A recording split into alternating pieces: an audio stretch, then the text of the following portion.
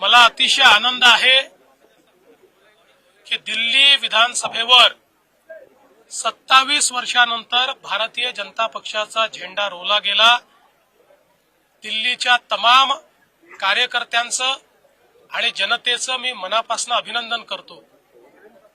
दिल्लीकरांनी हा विश्वास देशाचे प्रधानमंत्री माननीय नरेंद्र मोदीजींवर केलेला आहे आणि या विजयाने आम आदमी पार्टीचे नेते अरविंद केजरीवाल यांचा बुरखा फाटलेला आहे।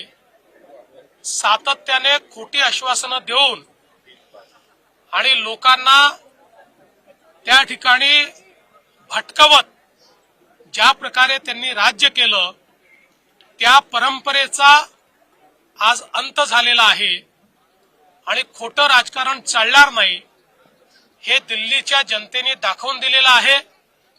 मला विश्वास आहे दिल्लीची जनता खरं म्हणजे लोकसभेत मोदीजींवरच विश्वास दाखवायची, पण विधानसभेमध्ये मात्र त्या ठिकाणी कुठेतरी आमची पिछेहाट झालेली आम्ही बघितली।